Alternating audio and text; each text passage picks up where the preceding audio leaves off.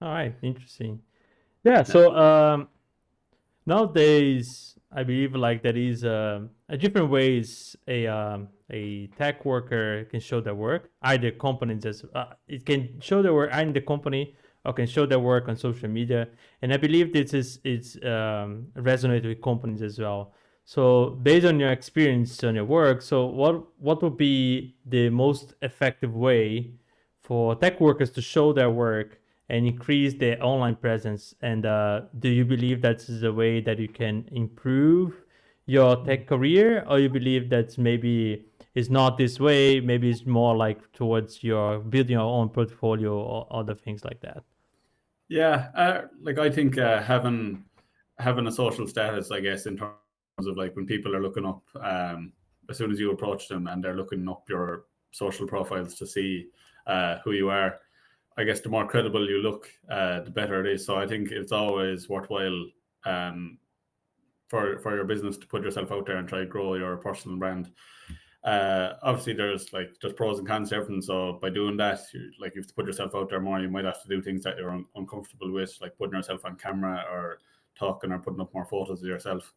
But you can also do that alongside showcasing your work, and like when you're talking about something that you're passionate about, I guess it's a bit easier. So it won't even for some people it mightn't even feel like work, putting themselves out there like that. But I guess the con thing is like there is an element of privacy then that you lose because you're really putting yourself out there. So Yeah. it's not for everyone. I understand that, but then like it's just I think when people are open to doing that, they definitely grow a lot faster. But that's not to say that you can't grow without putting your face onto your brand.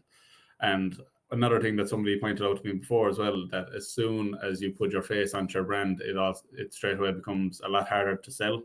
because if you ever wanted to exit that business, your face is tied to it. Like people are probably buying into that business because of you. Like your face is on, they trust you, and by you having put your face in there, that if you want to exit, it might be harder for somebody else to come in and run the business because you've like people came to that business for you. So I guess it's just kind of you have to weigh up the pros and the cons of what you're comfortable with before you go. I guess putting yourself out there too much in your business. Yeah, I think that's interesting. Yeah, because you're gonna be so tired that people, yeah, not gonna relate the company to other things, and maybe the company will die. I saw this happen sometimes, and it's Mm-hmm. very interesting to see.